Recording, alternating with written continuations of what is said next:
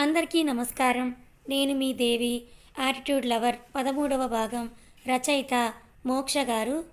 ఆవిడ మధు తల మీద ముట్టికాయ వేసి పెళ్లి వాళ్ళు వచ్చేలోపు ఆ దిక్కుమాల మేకప్ మార్చమంటే ఇక్కడ కూర్చొని వీళ్ళతో కబురు చెప్తున్నావా అని మధుకి, అక్కడ పెళ్లి వాళ్ళని రిసీవ్ చేసుకోకుండా మీరు కూడా దాంతో కూర్చొని ఆ కబుర్లేంటి అని గోపీనాథ్ గారికి, అక్కడ బావగారితో మాట్లాడండి అని మగపిల్లలిద్దరికీ చీవాట్లు పెట్టారు ఆవిడ. బావగారు అన్న మాటకి మధు కోపంగా లేచి, ఏమీ లేని దానికి వరుసలు కలపొద్దు, నాకా వచ్చినోడు నచ్చితేనే పెళ్ళి అంది మధు. ఏడ్చావులే, మధు చేతిలో మేట్ తెచ్చిచ్చిన కాఫీ ట్రే పెట్టి వెళ్ళి వాళ్ళ కాఫీ ఇచ్చిరా అన్నారు ఆవిడ. మధు ఆ ట్రే తీసుకొని 2 అడుగులు వేసి, మమ్మీ ఫస్ట్ కాఫీ ఎవరికి ఇవ్వాలంది. పెళ్లి కొడుక్కి గంభీరంగా చెప్పారు ఆవిడ. వచ్చిన వాళ్ళలో పెళ్లి కొడుకు ఎవరో ఎలా తెలుస్తుంది అంది మధు. ఈ డౌట్లకేం తక్కువ లేదు. పళ్ళు పటపటా కొరికి అందులో కళ్ళకు అందంగా కనిపించిన వాడే పెళ్లి కొడుకు అన్నారు. అలాగే అని వెళ్తూ ఉంటే, అలా రౌడీ వేవిలాగా కాదు, కాస్త ఆడపిల్లలాగా తలంచుకొని వెళ్ళు అన్నారు ఆవిడ. దాంతో మధు తల దించుకొని వెళ్ళి పెళ్లి వాళ్ళు ఉన్న దగ్గరికి వెళ్ళింది. అక్కడికి వెళ్ళి అందరి వంక అలా సెర్చ్ చేసి వాళ్ళలో తనకి కొంచెం డిగ్నిఫైడ్గా అనిపించిన పెళ్ళికొడుకు తండ్రికి వెళ్ళి కాఫీని ఇచ్చింది. మధు ఇంటెన్షన్ అర్థమైన రిషి చైతు ఇద్దరు ఒకరి మొహాలొకరు చూసుకొని పెళ్లి వాళ్ళకి తెలియకుండా నవ్వుకున్నారు. మధు అందరికీ కాఫీ ఇచ్చి అక్కడే ట్రే వదిలేసి సోఫాలో వచ్చి కూర్చుంది. కౌశల్య గారు కూర్చోవద్దని సైగ చేస్తున్నామని పట్టించుకోకుండా మధు కూర్చోగానే తనకి చెరో వైపు వచ్చి కూర్చున్నారు. రిషి చైతులు మంచి ఫిజిక్ అండ్ జిమ్ బాడీతో ఉన్న వాళ్ళిద్దరినీ చూడగానే పెళ్ళికొడుకు ముచ్చవట్లు పట్టేశాయి. నాప్కిన్తో మొహం అద్దుకొని మనసులో ఆంజనేయ దండకం చదువుకుంటూ మధునే చూశాడు. ఏమాత్రం లేకుండా తనకి నూనె పెట్టుకొని జిడ్డు మొహంతో ఉన్న మధుని చూడగానే ఆ పెళ్ళికొడుకు పెదాలపై చిన్న చిరునవ్వు. అది చూసి కౌశల్య గారి గుండెల్లో కొంచెం హాయిగా అనిపించింది.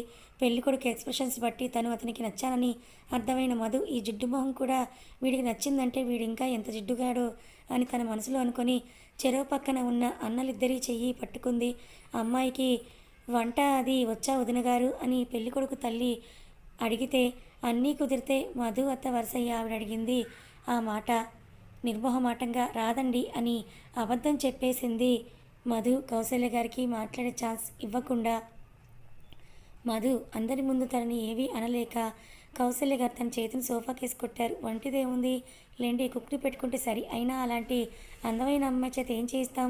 మధుని చూస్తూ చొంగకారుస్తూ చెప్పాడు పెళ్ళికొడుకు. వీడేంటన్నయ్య వదిలేలా లేడు, చేతూ చెవిలో గుసగుసలాడుతూ అడిగింది మధు. అక్కడ వాళ్ళు నీ కోసం వస్తే వారితో మాటలేంటి అంటూ కౌశల్య గారు మధు వీపుపై చెల్లెను ఒక దెబ్బ వేసి మధు మొహాన్ని వాళ్ళ వైపు తిప్పారు. వాళ్ళ అమ్మ కొట్టిన దెబ్బ నొప్పిగా ఉన్నా వాళ్ళ దగ్గర నొప్పి నోచుకొని పళ్ళు ఇకిలిస్తూ చూసి రిషి చేతిని గట్టిగా పట్టుకుంది. రిషి మధు చేతిని మెల్లిగా నిమిరి, మమ్మీ మధు బావగారితో మాట్లాడుతుందంట అన్నాడు. వీళ్ళ ముగ్గురు అని పళ్ళు నూరుకుంటూ, అప్పుడే ఎందుకు, పెళ్ళికి ఇంకా టైం ఉంది కదా, ఈలోపు మాట్లాడుకుంటారులే అని కౌశల్య గారు అంటుంటే, నేను రెడీ అంటూ లేచిన పెళ్ళికొడుకుని చూసి చేసేది లేక, మధు అబ్బాయిని నీ రూమ్ తీసుకెళ్ళి అన్నారు. నా మదిలో ఉన్న వాడిని నా గదిలోకి అడుగు పెట్టనిస్తాను, వీడిని అయితే నా గది తలుపు కూడా ముట్టుకోనివ్వను అని తన మనసులో అనుకుంటూ మధు వాళ్ళ అమ్మకి పొగరుగా ఒక లుక్ ఇచ్చేసి, నా రూమ్ నీట్గా లేదు మమ్మీ, మేము అలా లాన్లో బెంచ్ ఉంది కదా అక్కడ కూర్చొని మాట్లాడుకుంటాంలే అని అంటూ అతని వైపు చూడగానే అతను యువర్ విష్ అంటూ మధు వెనుకొచ్చాడు ఆ పెళ్ళికొడుకు. వాళ్ళ ఇష్టాలేవో వాళ్ళు మాట్లాడుకుంటారు బావగారు, మనం ఈలోపు పెట్టుపోతల గురించి మాట్లాడుకుందాం అన్నాడు పెళ్ళికొడుకు తండ్రి.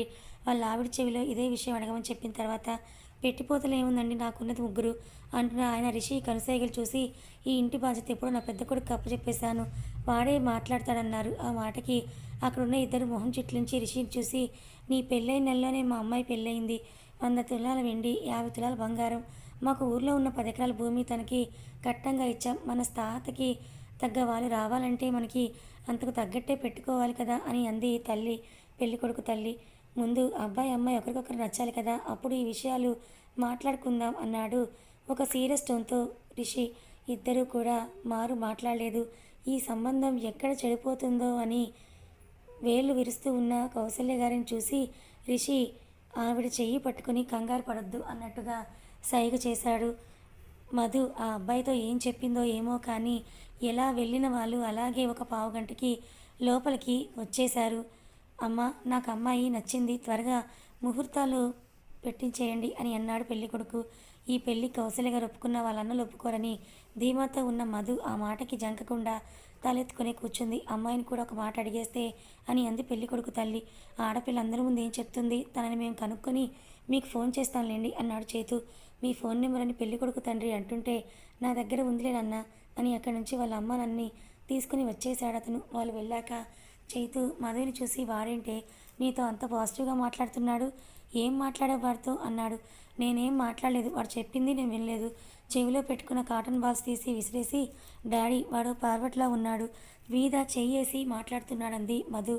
ఎక్కడ చెయ్యి వేశాడే అని అనుమానంగా అడిగారు కౌసల్య గారు మధుని. నా చేతి మీద మమ్మీ అన్న మధు మాటకి ఒక ఎక్స్ప్రెషన్ లెస్ లుక్ ఇచ్చేసి చేతి మీద చెయ్యి వేసిన తప్పేనా అని అన్నారు ఆవిడ. చేతి మీదో కాలు మీదో కాదు, నాకు ఇష్టం లేకుండా నా ఒంటి మీద చెయ్యి వేస్తే నాకు తేళ్ళు జరలు పాకినట్టుగా ఉంటుంది అని అక్కడి నుంచి లేచి వచ్చేసింది మధు. మధు వెళ్ళాక కౌసల్య గారు రిషి పక్కన కూర్చొని పెద్దోడా వాళ్ళకేం చెప్పనరా అని అన్నారు. వాళ్ళు చెప్తున్న మాటలు కోస్తున్న కోతలు చూస్తుంటే డబ్బు మనిషి అని అర్థమవుతోంది. వద్దని చెప్పేయి మమ్మీ అన్నాడు రిషి. మనకి డబ్బేమి కొదవు నాన్న, వాళ్ళకంటే ఒక మెట్టు పైనే ఉన్నాం కదా ఇంకేంటన్నారు ఆవిడ. మమ్మీ మధు పెళ్లి చేసుకుని వెళ్తే ఆ ఇంట్లో మనిషిలా ఉండాలి, ఏటీఎం మిషన్లా కాదు.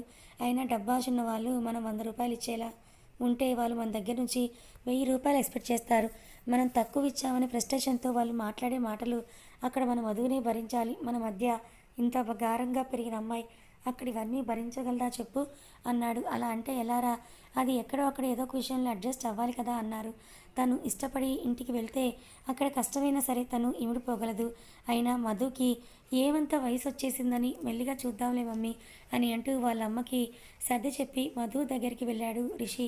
వచ్చిన పెళ్లి కొడుకుని తలుచుకొని పదే పదే ఇరిటేట్ అవుతూ గోళ్ళు కొరుకుతూ ఉన్న మధుని చూసి తన మూతి మీద ఒక్కటేసి గోళ్ళు కొరకొద్దని నీకెన్నిసార్లు చెప్పాను అని అన్నాడు రిషి. నాకు చాలా కోపంగా ఉందన్నయ్య, ఆ జిడ్డు మొహం గాడిని అసలు తలుచుకుంటేనే అని అంటూ అంది మధు. ఆ జిడ్డు మొహం గాడు వెళ్ళిపోయాడులే, నీకు ఈ పెళ్ళి ఇష్టం లేదని మమ్మీకి నేను సర్ది చెప్పేశానులే అన్నాడు రిషి. అంది పక్కన పెట్టు, ఆ ఇడియట్ వల్ల నా సండే అంతా స్పాయిల్ అయిపోయిందంది. ఇంతలో రిషికి అర్జున్ కాల్ చేశాడు. రిషి కాల్ లిఫ్ట్ చేసి చెప్పు అర్జున్ అన్నాడు. అర్జున్ చెప్పింది విని ఈరోజు మధుకి పెళ్లి చూపులు అందుకే మార్నింగ్ రాలేదు, ఇప్పుడు పార్టీకి వస్తానులే అన్నాడు రిషి. తనకి పెళ్లి చూపులను రిషి అర్జున్కి చెప్పడం, దానికి అర్జున్ ఏమీ స్పందించకపోవడం ఇంకా చిరెత్తుకొచ్చింది మధుకి. రిషి ఫోన్ పెట్టేసి ఈరోజు ఆదిత్య బర్త్డే, ఈవినింగ్ వాడి ఫామ్ హౌస్లో పార్టీ ఉంది వెళ్దామా అన్నాడు రిషి. సరే చాలా డేర్గా ఇచ్చే రిషి ఇలాంటి అవకాశాన్ని అసలు దుర్వినియోగం చేయదలుచుకోలేదు. అందుకే వెంటనే ఒప్పేసుకుంది మధు. ఆ రోజు సండే. రోజీ కూడా వాళ్ళ అమ్మమ్మ వాళ్ళ ఊర్లో ఏదో పనుందని వెళ్ళిపోవడంతో చైతు కూడా రిషి మధుతో కలిసి ఆదిత్య బర్త్డే పార్టీకి బయలుదేరాడు. కారులో మూడిగా కూర్చున్న మధుని చూసి నువ్వు వచ్చిన వాడికి ఏదో ఒక వార్నింగ్ ఇచ్చి ఎదిరించో భయపెట్టో మన ఇంట్లో నుంచి పారిపోయేలా చేస్తావనుకుంటే వాడు నువ్వంటే ఇష్టం అనేలా చేశావేంటే అని అడిగాడు చైతు. మధు మొహం ఇంకా చిరాగ్గా పెట్టి అన్నయ్య ఆ విషయం ఇంకా వదిలే, జరిగిన ఇన్సిడెంట్ తలుచుకుంటేనే నాకు వికారం వచ్చేస్తోంది అని అంది మధు. రిషి భుజం మీద వాలిపోయి అన్నయ్య పాపం చిన్నన్నయ్య బాగా కంగారు పడుతున్నట్టున్నాడు, ముందు వాడు పెళ్లి చేసేయమని మమ్మీకి చెప్పు అంది. రిషి చైతుని చూసి కళ్ళెగరేశాడు. అలాంటిదేమీ లేదన్నట్టు చైతు తలని అడ్డంగా ఊపి మధు నీకు ఎలాంటి అబ్బాయి కావాలని అడిగాడు. మధుకి కళ్ళ ముందు మెదిలాడు. 2 క్షణాలు అందంగా సిగ్గుపడి పర్సనాలిటీ రిషి అనేలా ఉండాలి, డైలీ నాకు ఐ లవ్ యూ చెప్పడం, వీకెండ్స్లో షాపింగ్కి, మంత్ ఎండ్స్లో పిక్నిక్ తీసుకెళ్లడం, జీతం తీసుకొచ్చి మొత్తం నా చేతిలోనే పెట్టడం, ఇలాంటివి ఏమీ చేయకూడదు. ఎవరి కోసం తన పద్ధతిని మార్చుకోకూడదు. నేను చేత్తో బరువు మోస్తుంటే తానొచ్చు నాకు హెల్ప్ చేయకపోయినా పర్వాలేదు, నేను వంట చేస్తుంటే తనొచ్చి కూరగాయలు కట్ చేయకపోయినా పర్వాలేదు, ఇంకా ఇంకా చాలా ఉన్నాయి, సందర్భం వచ్చినప్పుడు చెప్తానులే అంది బుర్ర గోక్కుంటూ. మధు చెప్పడం అయిపోయాక చైతు నోరెళ్ళబెట్టి వాళ్ళ అన్నయ్యనే చూస్తూ ఆ శౌర్య పక్కన లేకపోతే మధుకి బోర్ కొడుతుందేమో అని అనుకున్నాను, కానీ ఇలా పిచ్చిదైపోతుందని అనుకోలేదన్నయ్య అని అన్నాడు చైతు ఆశ్చర్యంగా. అన్నయ్య అని కోపంగా చైతుని చూసి అతని గుండెలపై కొట్టింది మధు. కార్ పార్టీ దగ్గర ఆగింది. రిషి కార్ని పార్క్ చేయగానే ముగ్గురు కార్ దిగి లోపలికి వెళ్ళారు. బ్రైట్ గెస్ట్ని రిసీవ్ చేసుకుంటున్న ఆదిత్య మధుని చూడగానే పల్లికిలిస్తూ వీళ్ళ ముగ్గురు దగ్గరికి ఎదురొచ్చి వాళ్ళలో ముందుగా మధుని పలకరిస్తూ హాయ్ మధు, నువ్వు రావడంతోనే పార్టీ కలగొచ్చింది తెలుసా. తన స్టైల్లో ఫ్లర్టింగ్ స్టార్ట్ చేశాడు. వచ్చి రాగానే మొదలు పెట్టేశాడు ఈడియట్. రిషి పళ్ళు పరపర నూరి మధు చుట్టూ చేయి వేసి, ఈ పార్టీకి మధు ఒక్కతే రాలేదు, మేం కూడా వచ్చాం కోపంగా ఇంకో చేయి పిడికిలు బిగించి ఆదిత్య పొట్టలో పంచిచ్చాడు. అబ్బా వీడు పక్కనే ఉన్న విషయం మర్చిపోయి ఫ్లర్ట్ చేశాను, చాలా గట్టిగా కొట్టేశాడు ఆదిత్య తన మనసులో అనుకుని.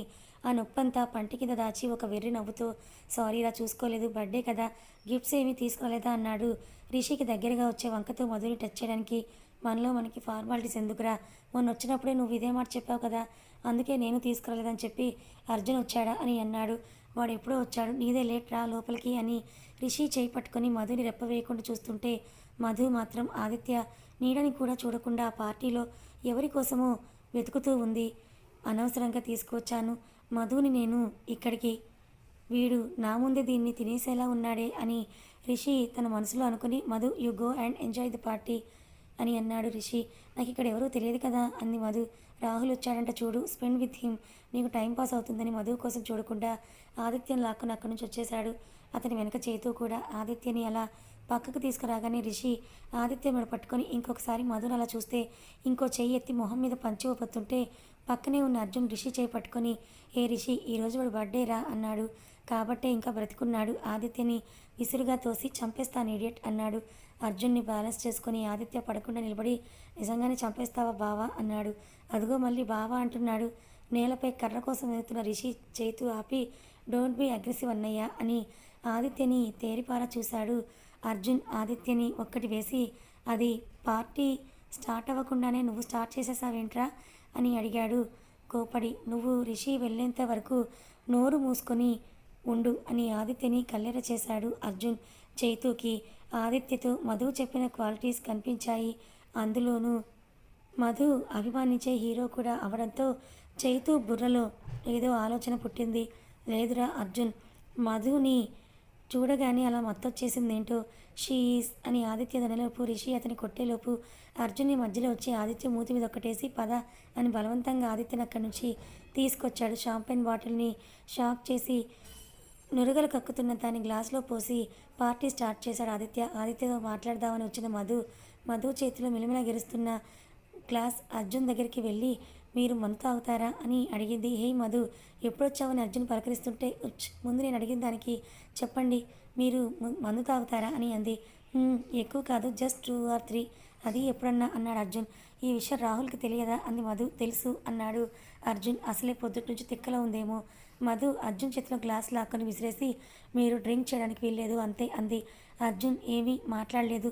అక్కడి నుంచి ఇంకో గ్లాస్ కూడా తీసుకోలేదు. నెమ్మదిగా రిషి ఆదిత్యాల మధ్య నుంచి కూడా జారుకొని రాహుల్ని వెతుక్కుంటూ వచ్చాడు. బార్ కౌంటర్ దగ్గర ఇల్లు ఒళ్ళు తెలియకుండా ఏ బ్రాండ్ దొరికితే ఆ బ్రాండ్ తాగుతున్న రాహుల్ని చూసి అరికాల నుంచి కాలిపోయింది అర్జున్కి. గబగబా అతని దగ్గరికి వెళ్ళి మధులాగే రాహుల్ చేతిలో గ్లాస్ విసిరేసి రాహుల్ కాలర్ పట్టుకొని, మధుతో నాకు బ్యాడ్ హ్యాబిట్స్ లేవని నువ్వేనా చెప్పిందని అడిగాడు. అర్జున్ కోపానికి రాహుల్ బిత్తరపోయి, అంటే తనకి నీ మీద మంచి ఒపీనియన్ వస్తుందని అన్నాడు నేలపై కాలి బొటన వేలుతో రాస్తూ. చిచ్చి ఈడియట్, ఇంకోసారి ఇలా తనతో నా గురించి అబద్ధాలు మాట్లాడితే నాలుగు చీరేస్తానన్నాడు అర్జున్. మాట్లాడంలే కానీ నోటికి చేయడ్డు పెట్టుకొని, అన్నయ్య మధుతో నీ గురించి అబద్ధాలు చెప్తే నీకెందుకంత కోపం అన్నాడు. ఆ మాటకి అర్జున్ తడబడి, మధుతోనే కాదు ఎవరితోనూ అబద్ధాలు చెప్పినా అస్సలు ఊరుకొని చెప్తున్నా అని మధు అటే వస్తుండడం చూసి సైలెంట్ అయిపోయాడు అర్జున్. మౌనంగా ఉన్న అర్జున్ చూసి, నాకు తెలుసురా నీకు మధు అంటే ఇష్టమని, నీ ప్రేమను నీకే తెలియచేసి నేను నా సత్యతో సెటిల్ అయిపోతానుగా అని రాహుల్ మనసులో అనుకున్నాడు. వాళ్ళ దగ్గర పరిగెడుతూ వచ్చిన మధు రాహుల్ దగ్గరికి వచ్చి, ఓయ్ నిన్న ఆదిత్య పిలుస్తున్నాడు రా అంది. ఎందుకు ఆశ్చర్యం ప్లస్ ఆనందం కలగలిపి అడిగాడు రాహుల్. నువ్వు అనుకున్న దానికే ఆదిత్యతో నీ గురించి అంతా చెప్పాను, తను నిన్ను పిలుస్తున్నాడు రా అని అంటూ చెయ్యి పట్టుకొని రాహుల్ని తీసుకొని వెళ్తూ ఉంటే అర్జున్ వాళ్ళ వెనకే అడుగులు వేశాడు.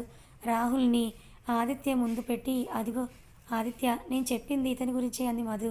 ఆదిత్య రాహుల్ని తేరిపార చూసి, రేయ్ రాహుల్, నువ్వు డైరెక్టర్ అవ్వాలనుకుంటున్న విషయం ఇన్నాళ్ళు నాకెందుకు చెప్పలేదురా అన్నాడు. ఆదిత్య అన్న దాంతో విషయం అర్థమైన అర్జున్ మధుని కోపంగా చూస్తూ, మధు నువ్వెవరు నా ఫ్యామిలీ విషయాల్లో ఇంటర్ఫియర్ అవ్వడానికి అని కోపంగా అడిగాడు. నేనెవరా? ఆ మాట మధుకి ఒళ్ళు మండి పోయింది. మధు సూటిగా అర్జున్ కలలోకే చూస్తూ రాహుల్ చేయి పట్టుకొని, రాహుల్ నా మామయ్య కొడుకు, నా బావకి నేను హెల్ప్ చేస్తే మధ్యలో నీకేంటి నొప్పి అని అంది. అక్కడే ఉన్న రిషి మధుని చూసి నవ్వుకున్నాడు. బావా, కొంపదీసి పెళ్లి చేసుకుంటావా అన్నాడు ఆదిత్య. అన్నీ కుదిరితే పెళ్లి కూడా చేసుకుంటానేమో అని అంది అర్జున్ని ఓరగా చూస్తూ. ఏది ఏమైనా సరే రాహుల్ ఆదిత్య హెల్ప్తో నువ్వు పైకి రావడం నాకు అస్సలు ఇష్టం లేదన్నాడు అర్జున్. అర్జున్, నువ్వు నీ గోల్ని రీచ్ అవ్వాలనుకున్నట్టే వాడి గోల్ రీచ్ అవ్వాలనుకుంటున్నాడు. ఎందుకు నువ్వు ఇలా సెల్ఫిష్గా ఆలోచిస్తున్నావు అని అన్నాడు రిషి. సెల్ఫిష్నెస్ కాదు, అయినా నేను చెప్పినా మీకు అర్థం కాదు. మీకు ఇష్టమైతే మీకు నచ్చిందే చేసుకోండి అని అంటూ కోపంగా అక్కడి నుంచి పక్కకి వచ్చేశాడు అర్జున్. మొదటిసారి అర్జున్ కోపాన్ని చూసి నోరెళ్ళబెట్టి అది మన అర్జునేనా అని అడిగింది మధు షాకింగ్గా. కథ కొనసాగుతుంది. అంటే అర్జున్కి కూడా మధు అంటే ఇష్టమేనా, లేక రాహుల్ ఏదైనా భ్రమలో ఉన్నాడా? మరి అర్జున్ ఇప్పుడు మధు మీద కోపంతో ఉన్నాడు కదా, అసలు ఎందుకు ఆదిత్య హెల్ప్ తీసుకోవద్దని అర్జున్ అనుకుంటున్నాడు? మరి మధు మనసులో ఉన్న ప్రేమని అర్జున్తో చెప్తుందా లేదా తెలుసుకోవాలనుకుంటే ఛానల్ని ఫాలో అవ్వండి. కథ నచ్చితే లైక్ చేయండి. Thank you so much.